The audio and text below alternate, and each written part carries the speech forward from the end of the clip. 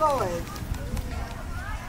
Šodien ir tāda nozīmīga, varbūt tāda pavērsiena diena, jo mēs ikdienā darām ļoti daudz, visi kopā, lai mūsu skola varētu attīstīties, pilnveidoties, lai bērniem šeit būtu labi, lai viņi iegūtu tiešām konkurētspējīgu, labu, augstu izglītību, lai viņi justos labi.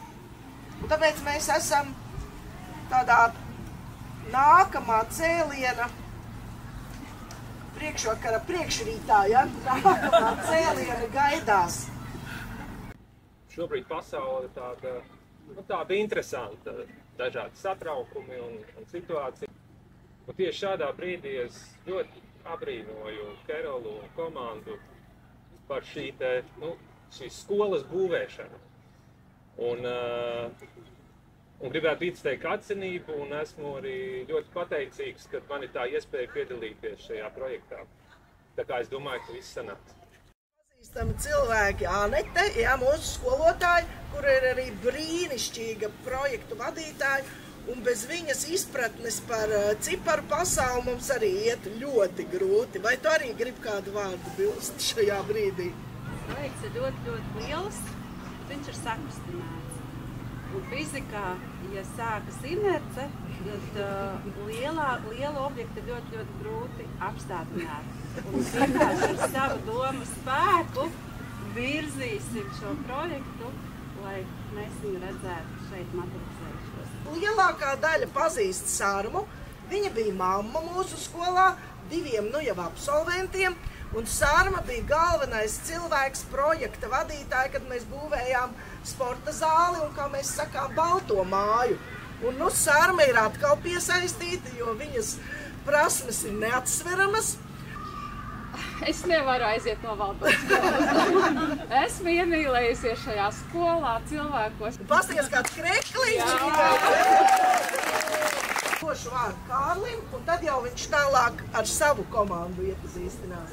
Man ir gandarījums skatīties uz to projekta rezultātu un uz tiem risinājumiem, ko mēs kopā esam salikuši, jo viņi ir tādi skaisti un racionāli. Bet turam īkšķus, un ja visi labie cilvēki sadodas rokās un to vektoru virza vienā virzienā, tā kā fizikā, tad tas spēks tajā virzienā palielinās un ir ļoti liels varbūtība, ka viss izdosies ideāli. Projektēšanas procesā mēs esam kopā ar mūsu projektu vadītāju Kristu no Arčera. Man ir liels prieks, kad es esmu saņēmusi deleģējumu vadīt tik interesantu projektu, protams. Ir arī tāda tīra sportiska interese parādījusies uztaisīt labāko, izdevīgāko un skaistāko, ko mēs varam dabūt par pieejamiem līdzekļiem un konkrētajos apstākļos. Jūs darat vislielāko, vissvarīgāko, visnozīmīgāko darbu pasaulē. Jūs ieliekat šos pamata akmeņus mūsu nākotnē, mūsu bērniem, un tiešām jūs apbrīnoju. Jūsu pacietību, jūsu empātiju, jūsu iejūtību, jūsu spēju atrast risinājumus situācijās, kurās viņi vienkārši nav, bez definīcijas. Mēs nākam tavā priekšā, gribam uzcelt jauno skolas nama būvi un lūdzam svētīt šo vietu, kur pamatakmens tiek likts, un dāvā mums savu mieru un drošību, ka tu zini visas lietas, ka viss ir tavā un īstā laikā.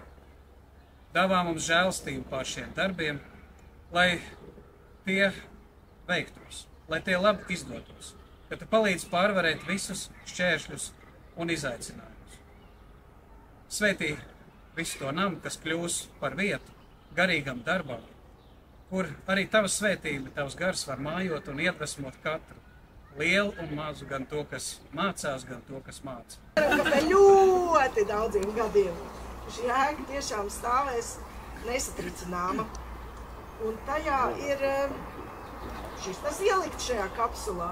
Tur ir aprakstīts, cik mums ir skolēnu, kā skola darbojas, ar kādu pedagoģiju mēs šeit nodarbojamies, par to šī brīža cerību, ka mums taps šī ēka un ka mēs esam viena braša, liela un spēcīga kopiena. Un arī Miķelis tur ielika kaut ko. Jā, tāda, man liekas, tā jau tā tradīcija ielikt kaut ko ļoti ikdienišķu, kas mums ir blakus, bet no tāda nākotnes skatu punkta tas iespējams ir kaut kas ļoti svarīgs. Un es vienkārši paņēmu no mājas Lego bruņinieciņu ar Ukrainas karogu rokām. Man tas liekas arī tāds mirklis lielā laika nogrieznī, kas varbūt kaut kad mēs to atcerēsimies tikai kā tādu atsevišķu notikumu.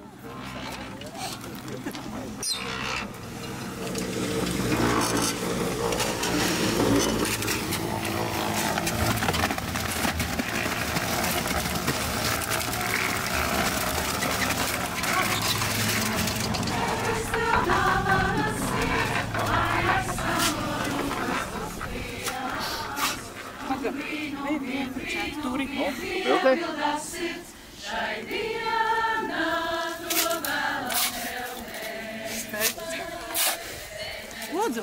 Nu nāk betonēt, lūdzu, kam ir ķelis un pabetonēju un iedod nākamiem ķelītes. Tas tā kā jūrmalās ļoti monopoli. Mēs te mīlestībā un saticībā dienu no dienas dzīvosim un strādāsim.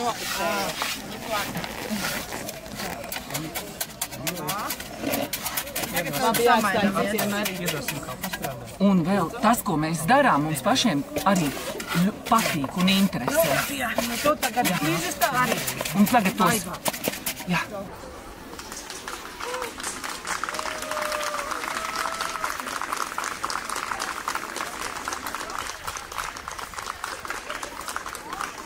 Viss.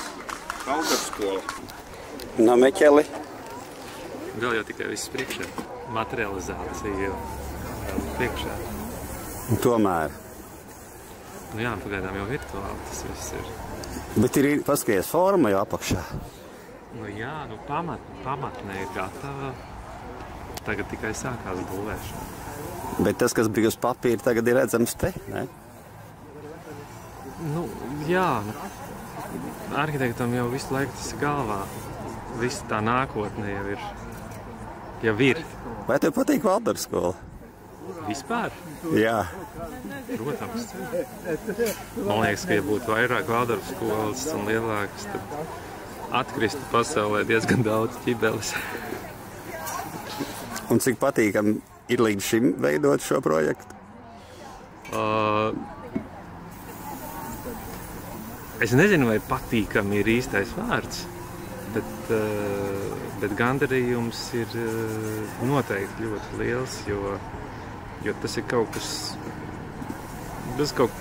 izglītības telpa ietekmē pēc tam ļoti lielu daļu cilvēku dzīvju un bērnu izaugsmi. Un tas ir ļoti iedvesmojoši, jebkuram.